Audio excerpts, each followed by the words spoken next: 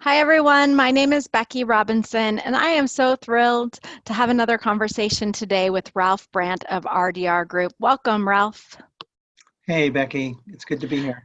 It's really great to talk with you again. Those of you who have attended other webinars might have had the chance to learn from Ralph not long ago when we did a webinar about diversity and inclusion, and then again with Ralph's brother, and you might get them confused, and we had a great webinar about resilience. So I'm really looking forward to diving into today's topic on dealing with incivility and promoting respect in the workplace.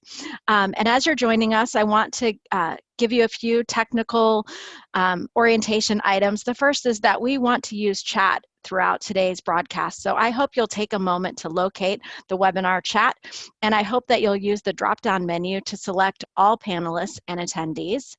And I hope you'll say hello and let us know where you're calling in from. So if you can take a moment to find the webinar chat, to use the drop-down menu to select all panelists and attendees, and then say hello. And if you happen to be calling in today as part of a workplace learning or training, go ahead and tell us the name of the organization from which you're calling. Looks like we have some folks from State Farm, so welcome to you at State Farm, and hello and aloha in Hawaii and Philadelphia and Chicago and Toronto and Ottawa. Thanks to those of you who are letting us know where you're calling in from. If you've just joined, a reminder to please use the drop-down menu to select all panelists and attendees so everyone can see your comments. And hello to the folks at Lockheed Martin and the folks at Northeast Wisconsin Technical College, and from the Netherlands Hypertherm, and from Solutions ITW in Greenville, South Carolina, RMD Engineering in Saskatoon. Sorry about that. I'm going so fast. And to Cindy at Swedish American Health System in Rockford, Illinois, Spruce Grove Public Library. Wow, we have a lot of corporate folks today. And someone from the University of Arizona. So welcome to all of you. I hope today's event is very valuable to you. In the event that it is, we will be recording today's session. So you'll have this available that you can send to colleagues or others who might benefit from the content. I think we may still be a couple of minutes before the hour, so thanks for being on time.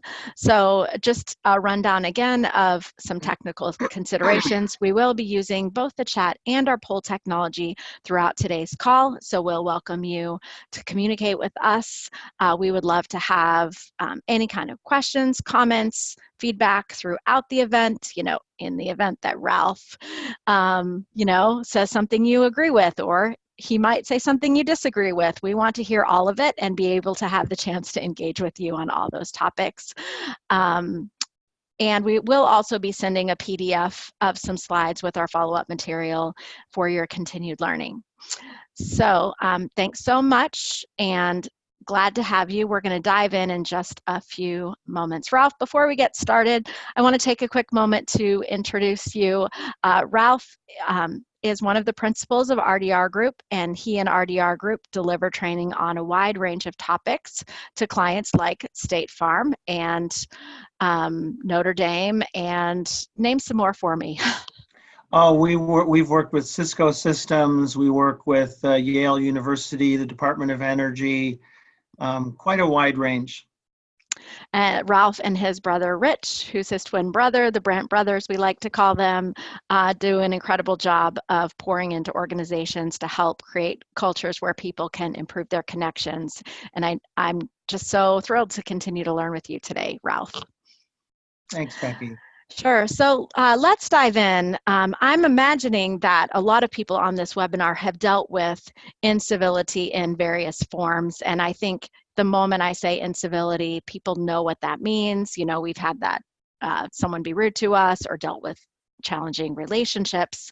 But just let's start at the beginning and define the term so that we're all on the same page as we begin today. Sure, I think that's a great idea, Becky. Because we work with so many different clients who have so many different needs around this topic, I feel it's best to think of incivility as a range of behavior from mildly annoying to openly hostile, which can get confusing but it includes everything from somebody looking on their cell phone when you're talking to them, to somebody who harasses you, and even somebody who assaults you, because it's all uncivilized, however you want to think about it. But technically, we define incivility as, and this will be the next slide, incivility is anything perceived as offensive or inappropriate. And of course, the operative word there is perceived. And this is where problems arise, because what I think of as offensive, you may think is harmless. And this is where the whole idea of respect comes in, because respect has to do with honoring how other people feel. It's about being courteous and thoughtful on behalf of others. And here's our definition of respect. It really kind of follows what I just said. It's honoring other people's feelings. So you care about the sensitivities of your customer, your coworker, your spouse, your child, because their sensitivities may be very different. In fact, they probably are very different than yours. And that's what we mean when we say someone's considerate, you know?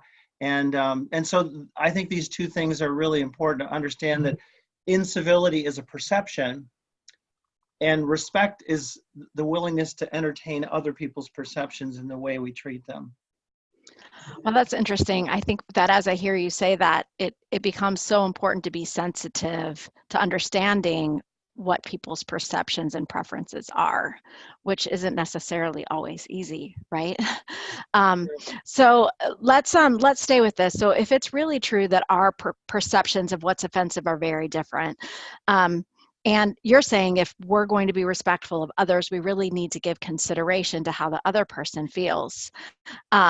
Is it possible that you can go too far with that? Like, shouldn't people just like grow up, lighten up, go with the flow? Well, you and I, we were speaking about this before the webinar. We all have different feelings about incivility. Some are more sensitive than others. But the point that I was making is that you're willing to consider other people. So you don't have to let them dictate your every move.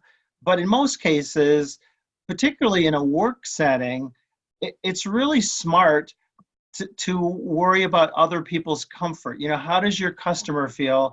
How do your coworkers feel? Because the research suggests that making other people feel comfortable has a lot to do with engagement, customer loyalty. But I think a lot of folks really just don't care what other people think sometimes. And that's really the problem. If respect is about somebody else's perception, then we just need to give other people's perspective consideration. That just seems wise. That makes sense. So I mentioned at the start of the call that our last webinar together was on the topic of diversity, and that's one of your key areas of expertise as an organization. So is this a place where diversity begins to factor in with, our perceptions of civility and respect? Yeah, totally. What one culture perceives as rude, another might consider normal. I think if you think about age groups and how different they see things, religious groups, gender, there are cultures where people speak very forcefully, others where people are very reserved. And we might think it's rude when people are forceful. We might think it's rude when people are quiet, but this is just how they're wired, There's cultures where eye contact is important. There's other cultures where if you look someone directly in the eye, it's an insult. And again, this has to do with being considerate of what other people might prefer. In fact, a good example around civility and this whole topic is how we perceive harassment. And I really wanted to involve the audience with this because, and I could be completely wrong, but the data would suggest that there's fair consistency that women perceive harassment very different than men do. And I thought we could kind of test the audience to see if our perceptions around this really are different based on gender. And I think even age and culture would be a factor too. But let's just think about gender for a second. So here's what I'd like to do, okay? I'd like to ask the men that are on the webinar, and only the men, to respond to the following question. And please answer honestly, and I'd like all the men to answer this, okay? Would you be uncomfortable if someone at work of the opposite sex you didn't know said, hey, you look great in that outfit? So just all the men, only the men, answer honestly. Would that make you uncomfortable? And we're starting to get some responses, so we'll give you a few more seconds. I don't know what the percentage of men versus women are that are on the call, but again, we're looking for men to answer. Don't worry, ladies, you will have a chance to answer. And some people, if for some reason you're not able to see the poll, you can go ahead and put your answer. And Donna's asking the question, can she get a copy of the slides? We will be creating a PDF from the slides and sharing those with you. I'm going to go ahead and close the poll. We've had a large number of respondents. Great. Okay. So now let's just find out from the women. Same question, but I want you to think, if someone, would you be uncomfortable if someone at work of the opposite sex that you didn't know said, hey, you look great in that outfit? And we're going to take a look at the results when we get to the end. So thanks to the women who are beginning to answer. We'll give you a few more seconds on that question. And there's some comments, etc. While we're giving some more time on this poll question, Ralph, there's a question here related to this idea that we need to be awake to other people's perceptions of what's respectful or not. And the question is, does this mean I have to study the person I'm communicating to, his or her culture, religious beliefs, in order to know what is offensive or not? Yeah, and a quick answer to that is it certainly wouldn't hurt. The more you know about people, the easier it is.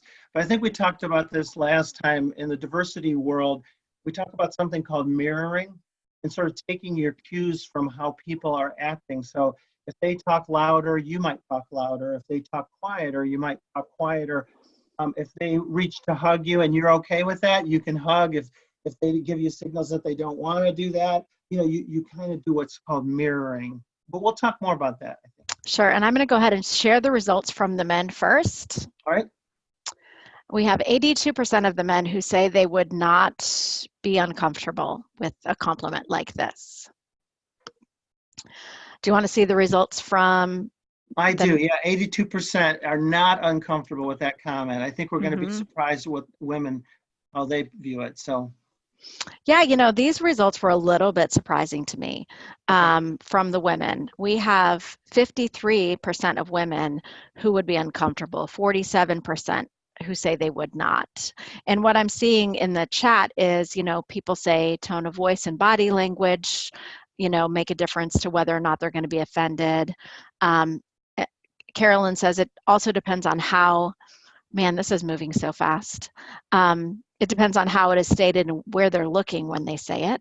Absolutely, yeah. And so I realized that I gave them very limited choices here, and I tried to do my best inflection of, hey, you look good in that outfit, to make it sound like, they're making a comment about how you look. But here's what I'd like to point out, Becky. Mm-hmm. 30% difference in how women feel about that versus men. 82% of men said that would not bother them. Only 53% of women said that. So that's a difference of 30%, a significant difference. And that's consistent with all the data that when we're talking about being offended, how women see things is very different than how men see things. In fact, I tell folks that if you did research on people looking at a cell phone during a meeting, young people are less offended by that than older people are, because they're more used to it, right? If you talk to a person of color about taking a knee at a ball game, they're going to feel very different about that than a person who's white. So our sensitivities are very much shaped by our differences, and that's why this respect idea is giving consideration to how other people feel, because we don't all feel the same way. So that makes sense. And so as we keep going, what if your opinion is different? on Well, something. yeah. And in this political climate right now, let's just be honest, people have pretty strong opinions, and we don't want to just like not say anything. To me, it's about saying it respectfully. Okay. So you can still have an opinion, but the way you say things um, has to be respectful. And unfortunately, I just think there's a lot of people who don't care anymore. The gloves are kind of off, and it's just creating a lot of tension. So I think that we have another poll question, but first we're going to talk about, do you think that our society is getting worse? Do you feel like incivility is any worse in 2020 than it was, say, in the 1990s? Yeah. Well, and I was even thinking in terms of a wider historical perspective on that. And I've got an answer, but I really wanted to get people's perceptions on this because I just think it's an opportunity with so many people on the call to get their thoughts. So let's go ahead and ask the poll question. And the poll question is, do you think people are any less polite today than they were in previous generations? And I know people are going to want to give qualified answers, but I'd like them to just answer yes or no. If you had to compare the level of politeness today, do you think people are any less polite today than they were in previous generations? Sure, and I'm just going to flag, Ralph, that we have a comment here from Judith saying that, even the questions that you just asked about male and female differences are somewhat problematic in our current society because of changes with attitudes toward gender assignment and identification. So just wanting to acknowledge, yes, we Yes, understand there are some people who wouldn't even be comfortable with those categories that we that's right. delineated in the last poll. Absolutely. In fact, I could have brought that in as well because there's so many ways to splice this. So thanks for bringing that up. Again, it's just a reminder of our need to be sensitive to the very different perspectives we all have. One comment I'm seeing as people answer the poll, Ralph, is that social media contributes to people being less polite Mm, today mm. than they were in previous generations. So I'm going to go ahead and end this poll and show the All results. right. Looks like about 3/4 of the people who responded to the poll feel that people are less polite today than in previous generations. Okay. That's what I expected. I mean, I expected most people to feel that the level of politeness really has changed. And I actually think that's true. I'm going to agree with the audience, but I wasn't being fair because I sort of forced a yes or no answer on them. In reality, even though the data would suggest that people are less civil, and we'll look at that briefly, there are some ways, and I'm sure some of you were thinking about this, there are some ways that people were a lot less considerate in the old days, especially in the workplace. This might surprise some listeners, but it might even surprise you, Becky, but child labor was normal in the United States until the 1950s. So people as young as 11 or 12, children were in brutal conditions. Child labor laws really weren't even considered until the mid 1900s, which isn't that long ago. And I tell people it wasn't uncommon for men at work to call women honey or to harass them regularly. It was just how people were until after the Anita Hill trial, which was in 1991. I mean, that's pretty recently. And I think if you look at things like police brutality, the treatment of minorities, the treatment of gays, the treatment of people with disabilities, there's no question things were worse in the past. However, okay, when we're talking about basic politeness and manners, I think it's fair to say that things have really declined in recent years. And yeah, social media's got something to do with that, but I think society at large is sort of suffering from some incivility. Well, and I know you have some data about this, and I'm so curious to look at it. Yeah, let's look at what some of the research is telling us. Okay, so these are just some overall stats on incivility. The first one is research that says that 84% of Americans, you're going to have to click the slide one more time. 84% of Americans feel like they experience incivility an average of 17 times a week. I mean, that's an incredibly high, in my opinion, number of times in a week that people feel they're experiencing incivility. Here's another interesting statistic. It's kind of frightening if you have teenagers. Road rage is up 51% in the last 10 years, and aggressive driving now accounts for 2/3 of all traffic deaths, twice as many as alcohol. So that was news to me. Internet sites based on intolerance, hate, and violence have increased 300% in the last decade. So when people tell me, things are getting better, the research would suggest the opposite is true when it comes to civility. Let's look at the next bullet. 86% of students say they've been bullied, and 160,000 kids won't go to school today. Not because they don't want to go to school, but because they're afraid to from being bullied, And then the last statistic brings it back to the workplace. The Harvard Business Review in 2018, so just recently, asked 20,000 employees worldwide, what their number one desire was from their boss.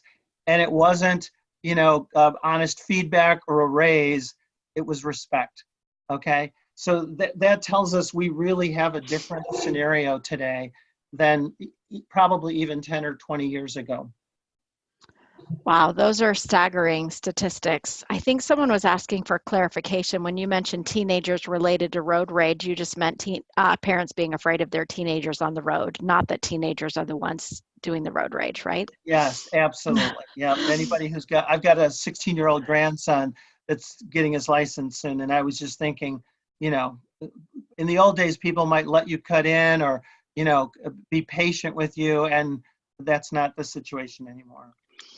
So, based on this data and just experiencing life in the world, it seems that this problem is everywhere and that no one is immune from experiencing disrespect or incivility.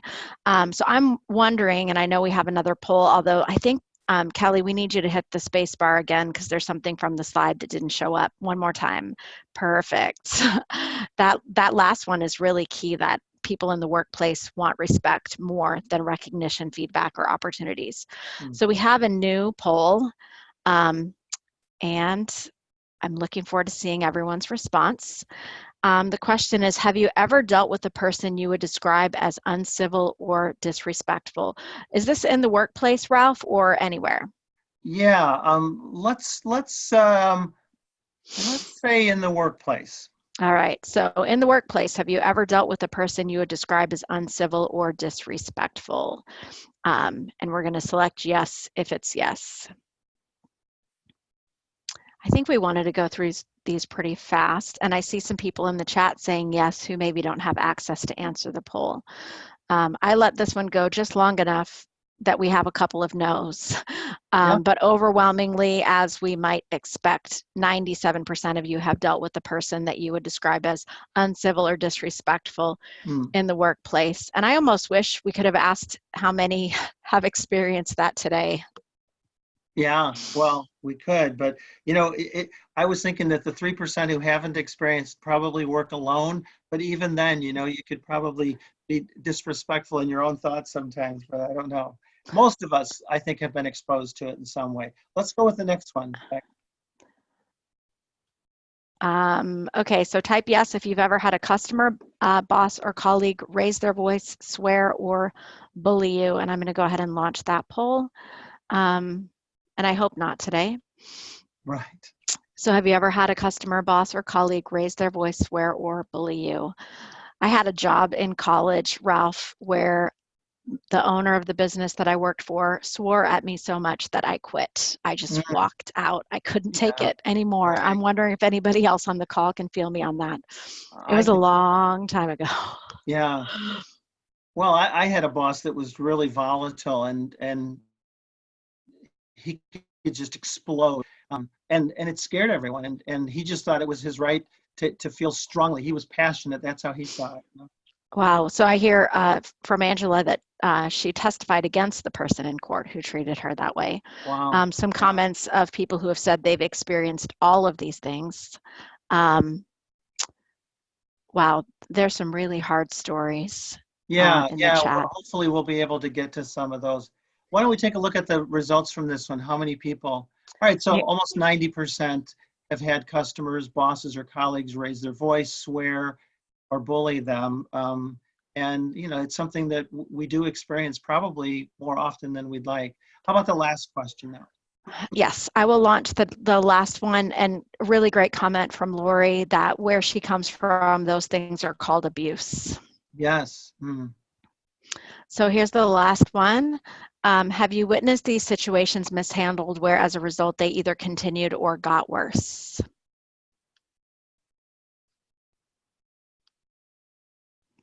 An interesting observation from Carolyn that customers think that when they behave badly, it will get them their money back. Sure.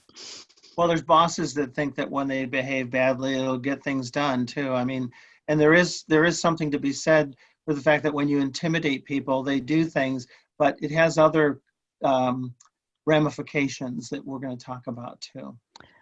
So just a note, if you are typing things that you would like everyone to see, make sure you select all panelists and attendees. Some of you are only selecting panelists, and then your friends that you're trying to say hi to won't be able to see it.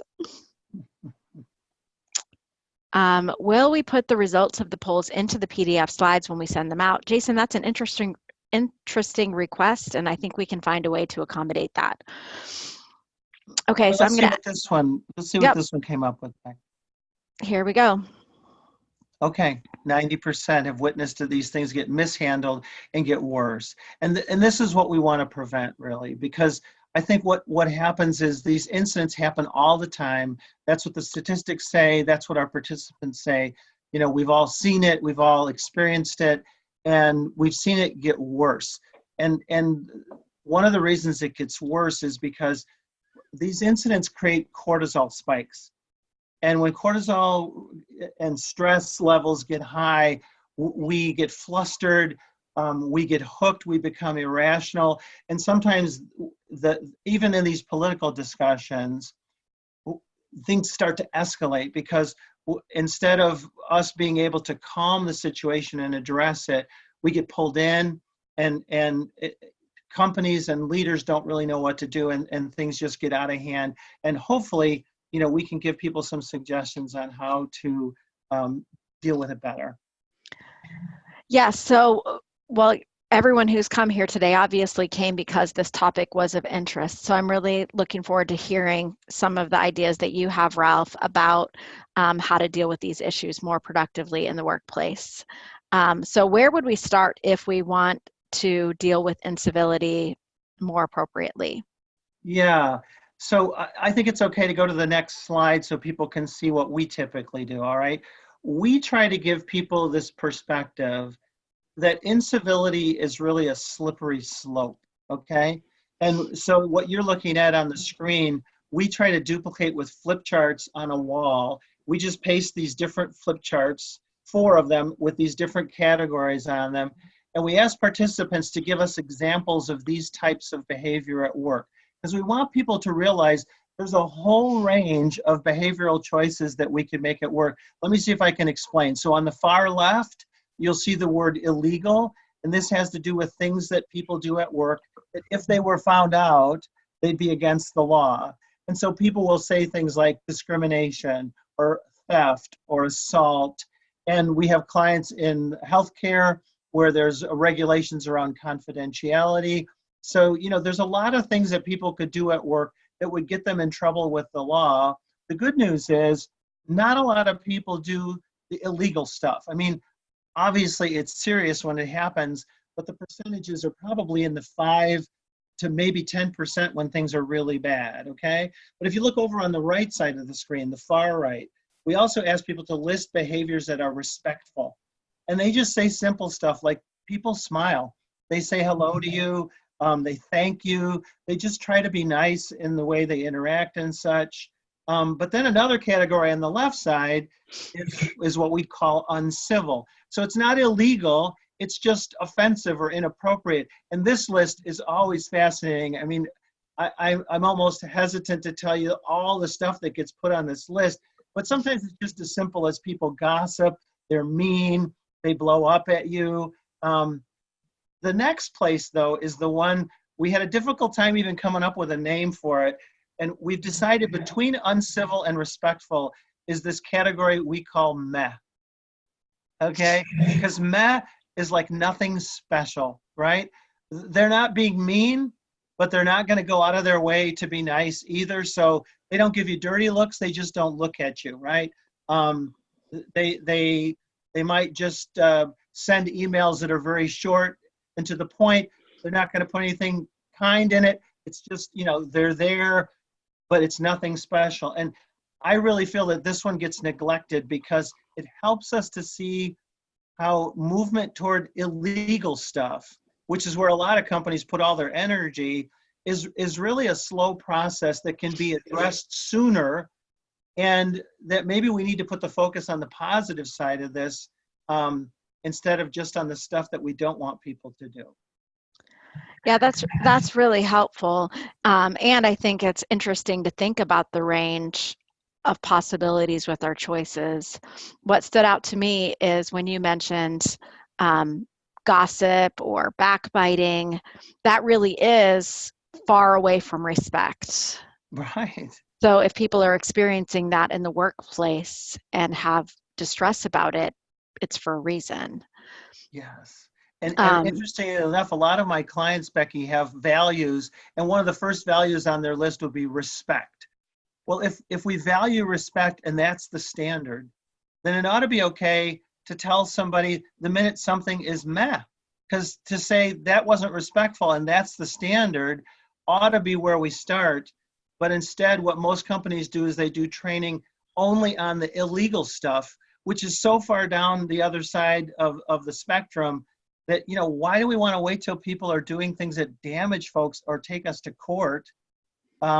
Maybe we should help people appreciate there's lots of choices and focus on the positive and address it sooner so it doesn't have so much destruction in the workplace. well, sure. And I'm seeing a lot of comments from folks that, you know, apathy is really painful, indifference is really painful, Mm. and that they might rather experience something even more negative. Jeff says that respect is at a high level and needs to be discussed in behavioral terms. So helping people understand, well, what is respect? What does it look like to be respectful? Mm. Um, so thanks to all of you who are engaging. There's so much valuable perspective in the chat. So I know that Ralph, you were mentioning that the trainings that most people experience in organizations only focus on the illegal, which may not be well received and may not really help uplift. So any thoughts about that? Well, yeah, I think sometimes when companies do training on bad behavior at work, no one's looking forward to it because it feels like they're being scolded, and it's just a lot of negative energy. So when we do harassment training for clients, we call the course Healthy Boundaries, Encouraging Positive Behavior at Work, because we want participants to see that high standards are desirable and good, and rather than just read people the law, which puts them to sleep. And it's okay if there's any lawyers out there. I have a brother who's a lawyer. This is not directed at anyone. But I think even lawyers would say we need to address these things a lot sooner. And if you think about it, if classes and trainings are telling people don't do what's illegal, that's as low a standard as you can get, right? Why don't we start telling people to do things that are respectful? You know, I run a business and I tell the people that work for me and I tell my clients, when you're a business owner, there's really only two types of behavior. There's respectful and everything else. I don't want anybody to be like even mad if they're working for me. You know, we want people to do their best work. So leaders and people in customer service roles ought to understand that courteous, polite, that's what all of us do. And the minute we are off that mark, it's okay to tell somebody. We don't have to wait until they're doing things that are so inappropriate or illegal that it's uncomfortable to even talk about. So it's, you know, from what I've seen in the chat and from this conversation, it seems like we all want respect. Mm. We all want to be treated with courtesy and consideration. So if that's so, then why does it seem like so many of us experience uncivil people at work and in the rest of our lives? Yeah, and I have to say, we're doing a webinar like in 45 minutes to an hour, and literally these courses are sometimes a half a day or a full day. And that is a very, very complex question. Why are people meh? Why are people uncivil? Why are people doing things that are illegal? I mean, to me, that is an incredibly complex question, and I'll do the best that I can, but I think it depends on the offender, because there's different kinds of offenders when it comes to incivility. So there's a lot of people, and I think all of us would fall in this category at one point or another, that I would call unconsciously uncivil, at least some of the time. We don't do it on purpose. We're just unaware of how people perceive us. We might be busy or distracted. We might be short with our emails or voicemails. We're in a hurry. We might even be in a bad mood. And we come across as uncaring. We come across as rude because we're really falling into that meh category. We just aren't putting in any effort to be polite. And I just think there's a lot of people, the reason that they're being uncivil is they're just not being conscious of being polite and being nice, if that makes sense. No, that makes a lot of sense. And I think it can be, if we're not focused on cultivating positive relationships, it can be easy to be unconsciously uncivil. Um, but, from my experience, I referenced that college job that I ended up quitting. There are plenty of people out there who are intentional with their incivility, or at least in that case, I perceived it to be that way. Can you talk a little bit about that?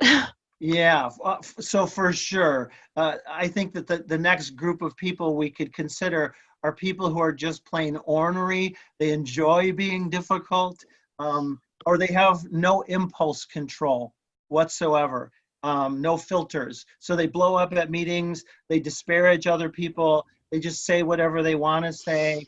And I think some of them know that they're doing it and really just don't care. So those are the consciously uncivil. But even some of those people, I think, will sometimes feel bad that they do this and are capable of changing. But there's a last category of incivility, where people have serious social problems. And these are predators. These are narcissists. These are the truly disturbed. And those are usually the people that start moving into the illegal camp. And so we have quite a few different reasons why people misbehave at work.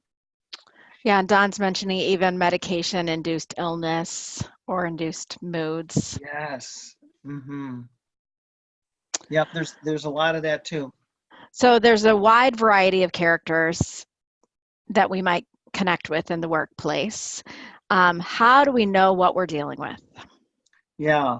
Well, so the good news is that the number of people that are really disturbed is very small.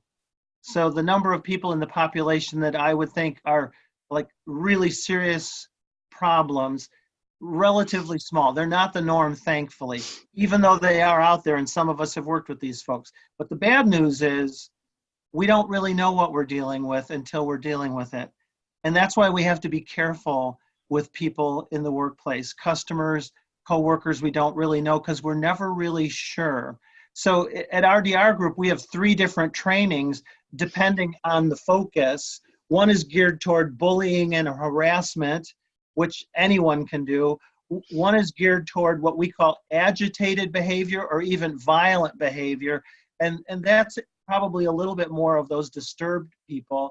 And then one is just the generic focus on respect, workplaces that want to make the standard politeness and courteousness. But the underlying problem with all of them is incivility. Well, let's talk for a moment, Ralph, about how incidents of incivility unfold and what we can do about it. Sure. So there's always stuff that precedes an incident of incivility, kind of the fuel or the tinderbox, and people might be not getting a lot of sleep. They might be under a deadline. I think of them as kind of antecedents to the whole process of incivility, but there's usually a trigger of some kind. I think we have a slide about this, right? No, I got rid of the slide for the sake of time, Okay. so I'm just walking through it. But Okay. good memory, Becky. Yeah. So usually there's these antecedents, and then there's triggers. So a trigger could be, that a customer snaps at us, or somebody's late for a meeting, and that trigger usually elicits a response. And sometimes, if it's an immature response, it can create a counter response from other people that's immature, and then pretty soon things are out of control. All right. I want to talk about how to gain control in the last 15 minutes or 10 minutes, whatever we have here, and I'm going to recommend 3 of what I call respectful practices, because you'll remember when we've talked in the past, at RDR Group, we think that you have to practice this stuff. So we actually ask people to get respect partners after the class and practice these things on a regular basis for a period of time. So we can give people tools and skills in a classroom, but they really have to practice this to make change happen. So here's the first respectful practice. It should be on a slide here. The slide says, practice professionalism. Now, yeah. Yeah, well, so tell me what that looks like. Yeah, well, it's interesting because, professionalism can mean a lot of things, but what we're talking about here is practicing maturity, learning how to deal with the stresses of your job, the stresses of life, without becoming uncivil, even if others choose not to. If you're a teacher, it's stressful. If you're a gate agent, it's stressful. If you run Weaving Influence, it's stressful.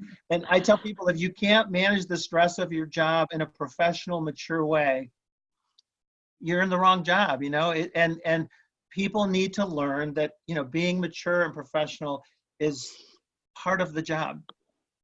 But they have to practice it, if that makes sense. No, it makes sense. Well, do you have any advice about how to practice it? Sure. So it's actually a habit, all right? And the next slide kind of shows us what we have to do. It could be a very confusing slide, but over on the top left of the screen, people have to deal with provocations in life and in work. In fact, a heart specialist did a study and found that the average person has 750,000 provocations in a lifetime. I thought you were going to say Right? in a day. No, not a day, about 30 a day, about 30 a day. But a Okay. provocation could be, somebody stops real quickly in front of you when you're driving, you spill the milk, the copy machine isn't working, it's taking longer to download something. These little provocations, they register in what we call the feeling brain. It's the limbic brain, and it's at the base of your head, right above the spine. So all of our impulses come through the central nervous system at the base of the spine. And the first stop, unfortunately, is this limbic brain in the back of our head, which they call the feeling brain. And the problem with that is, if we allow the feeling brain to take over, those provocations will create an emotional response of swearing, hurting someone. It can be very immature. And I know you guys have seen some of the YouTube videos. There's one about a motorist that gets pulled over and they go completely ballistic, and it looks so immature, it's embarrassing. And we've all been there before, where we really are pounding on a steering wheel, flipping people off, or having them flip us off in traffic. That's allowing the feeling brain to take over. But here's what the research says, that if we try to control the feeling brain, it's okay to have feelings, but we need to pull those feelings into our thinking brain, which is the frontal lobe. It's the cerebral cortex, right? So human beings are the only creatures that have the ability to act in a mature, wise, strategic, smart way, but you have to work at it. And what's interesting is the more you work at it, that's why it has to be a practice. The more you work at calming yourself, acting responsibly, the stronger the neural pathways get from the feeling brain to the thinking brain. And here's what's really scary. If you allow yourself to go ballistic repeatedly, you actually strengthen the dendrites to that limbic brain and become more and more immature. So I don't know if this makes sense, but using the thinking brain is what gets you a mature response. No, that makes a ton of sense. We're getting some kind of weird audio, Ralph. You might want to be careful of moving around. I don't know what's Okay, no, good provoking to know. it. Yeah.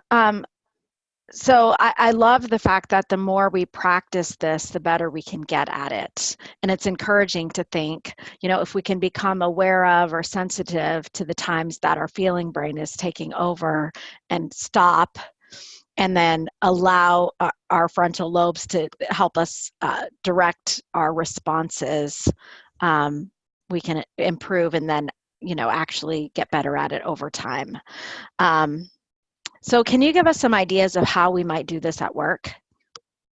Yeah, I actually encourage people to get a practice partner. So we talk about it as a respect partner. So if we're going to practice being professional, we help remind each other, stay in the thinking brain, let's not allow ourselves to become immature here. What's the right thing to do? What's the smart thing to do?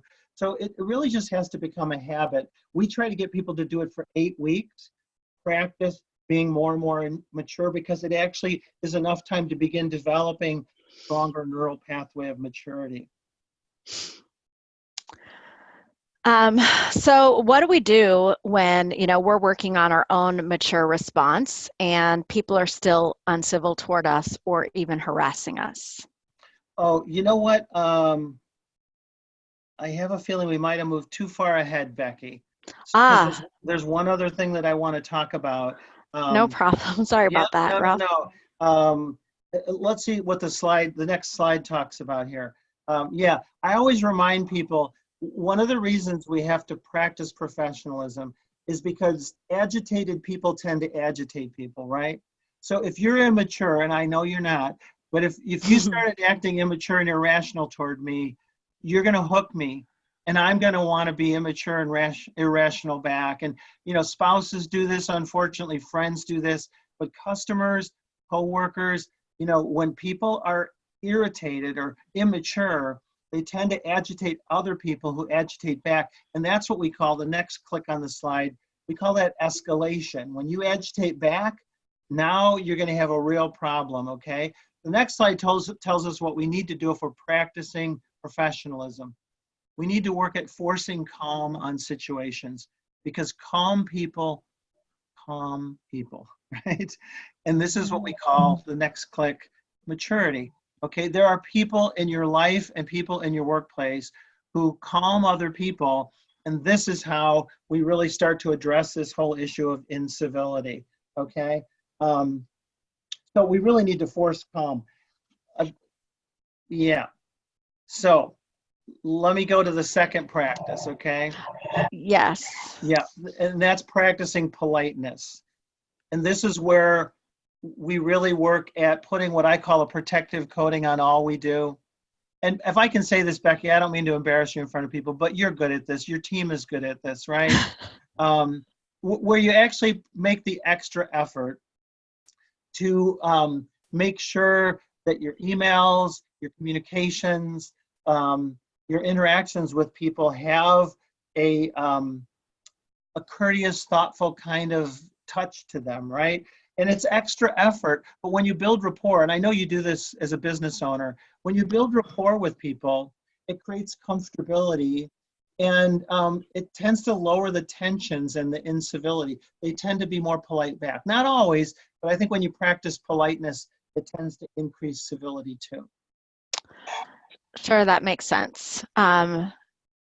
I was just thinking about my kids when you mentioned the thing about agitated people agitate people, because, one kid starts out with a tone that's up here and then the other one just wants to match it. Right, yeah. And it gets out of control. And what's needed in those situations, in fact, I hope this is clear, but if you're going to intervene when someone gets agitated, don't confront people. Confronting people sends them off, especially if they're violent. What people need is someone to be calming. And, we got a whole course on that. I don't want to get off on it, but, so first we practice professionalism, maturity for ourselves. Then we practice politeness, putting this protective coating on. And and final practice I'm going to recommend, should be the next slide, I hope, is practice promoting propriety, right? So this has to do with becoming an advocate for respect. And it's 2 days after Martin Luther King Day, and that's what he did. We have to go beyond ourselves and really become advocates of this. And I think that companies make standing up for what's right way more complicated than it should be. And I think I gotta laugh at the chat. We've got all kinds of politeness and respect happening in the chat. Oh, nice. Yeah. Well, as we wrap this up, let me give you a couple of ideas on how companies could make it easier for people to promote propriety. Okay, here's the first idea that could help make promoting respect a little bit easier, okay? Number one, I think we need to be willing to ask people to give us input on whether we're being as respectful as we could be. In other words, I shouldn't have to be all nervous to tell you that wasn't respectful. You should want me to tell you. And I know, you're the kind of person really, and if we have the kind of friendship, I hope, Becky, if either one of us said or did something that we felt was uncomfortable, we'd want the other one to tell us. And our response as normal people would be, oh my gosh, Becky, I would never want you to feel that. So I think we need to invite people, leaders especially, to tell us and give them permission to encourage us toward better behavior. And I know that seems crazy, but that creates a certain openness that allows people to promote propriety. I also think, and this may rankle the chains of some people that are more in the legal mindset, but when we train people only on the illegal behavior and we give them the ins and outs of quid pro quo and the hostile work environment, which is, they need to know that. But I tell my participants, you don't have to worry whether something constitutes something illegal or not, because even a court can't decide that. All you need to worry about is whether it made you uncomfortable or made someone else uncomfortable. Because if the standard is respect, then you've got permission to say something and to do it respectfully. So let me kind of close this piece and then we'll take questions with how you can say something and how you intervene. Okay, we kind of created what we wanted to be a very simple process for intervening when people are being uncivil. And we came up with an acronym. The next slide should show the acronym. It's NOT, okay? And we call it NOT because it's letting people know you're not helpful, you're not respectful, this is not comfortable, it's not considerate, it's not kind. And it helps them remember the 3 steps, okay? And here are the 3 steps for intervening. Number 1, the N in not, and if you could just want to click the slide here, is to note the behavior. When I say note it, I mean, don't look the other way, don't cover it up. People like Larry Nassar at Michigan, people like Bill Cosby, people like Harvey Weinstein, Jeffrey Epstein, a lot of people look the other way because they weren't willing to say, no, that's not right. And by the way, we don't have to wait till people are doing that kind of stuff. We should note it when someone isn't really as respectful as they could be in a meeting or in an email. And when I say note it, I just mean recognize it. Start looking for those things. If we want to create civility, we have to be willing to say, nope, that thing there, that behavior isn't quite right, okay? After we note it, the second step is a really hard one. We have to overcome our reluctance to do something. Because the last thing I want to do is tell a coworker or a boss or even my kid or my spouse, I'm not sure that this was our best here, okay? That we can do better, but we have to kind of work at talking ourselves into doing something. And that's the very last step, is to take action. And taking action to me is not, let's launch a lawsuit, or it's not even reading people a riot act. Taking action might be, I'm going to get help from someone else because I don't know how to address this. Taking action might just be pulling someone aside gently and letting them know, hey, what you said in there probably hurt a few people's feelings. But the idea is we do something because most people do nothing. In fact, 90% of people see things that they know are inappropriate and don't do anything at all. So if nothing else, I hope today's webinar encourages people to have that high standard, to focus on the positive, and to find the courage to stand up for respect. Because I think if enough of us do that, maybe we can move the needle in the right direction with civility. Yeah, I hope so. This is a really helpful paradigm that I want to implement. We want to take some time now to take some of the questions that have been coming in, and there have been lots of questions and lots of comments. But one of the themes that I've seen again and again is, well, yeah, this might be okay peer to peer, colleague to colleague, but when I'm in a position where my leader is being disrespectful or discourteous, it's much more difficult. I wonder, Ralph, what input you might have for people who are really struggling with, yeah, I can do this with my peers, but I don't know, how to do this with my leaders. Yeah, absolutely. Clearly, it's a lot harder when we're dealing with somebody who's a power person who won't listen to us, right? I mean, if I have a boss who's open to input, and that's why I said leaders need to be the ones that say, give me input. They also have to be willing to receive the input, even if they don't agree with it. It's someone else's perception of how they're acting, right? If you have a boss that is an egotist, insecure, they don't want feedback, it can be extremely difficult, okay? And, I realize people can't work magic, but this is where you might want to get help.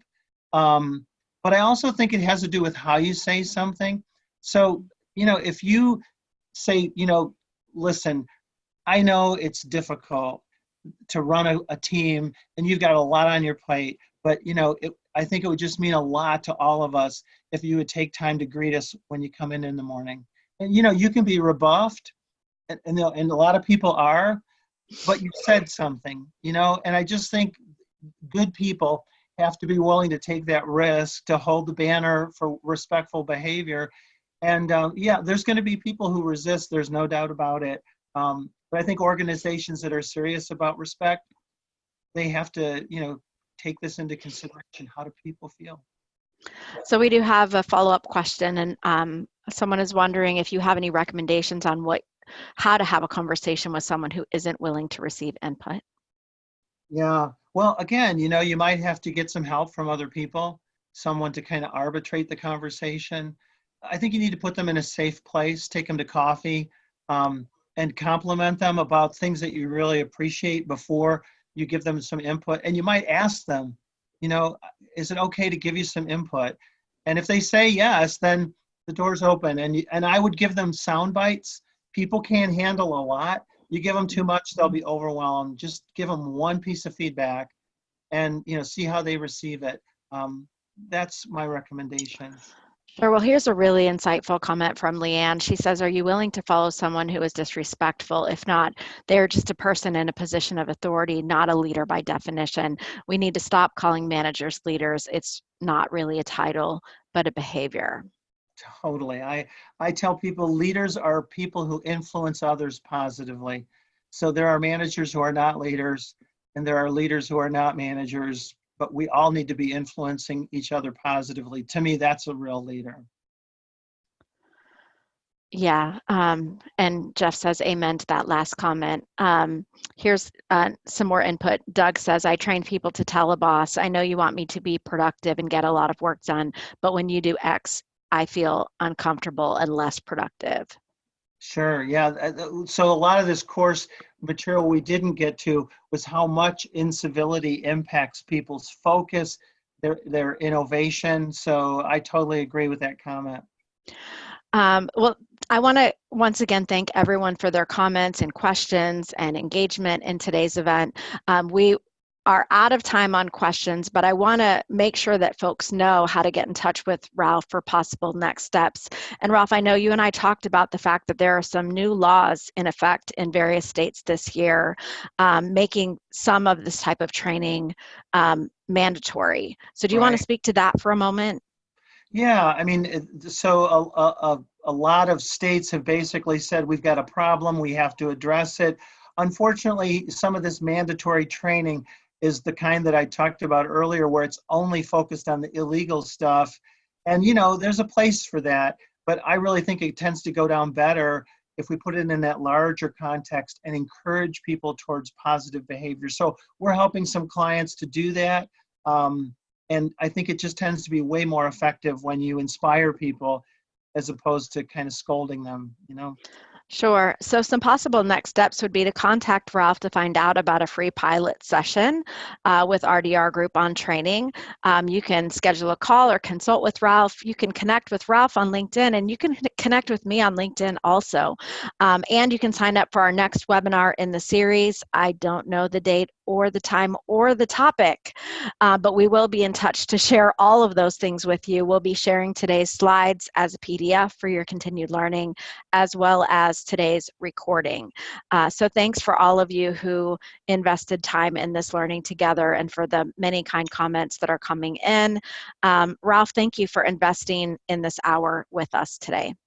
You bet. Thank you, Becky. Thanks everybody for being on the call. Have a great afternoon. Well, you too.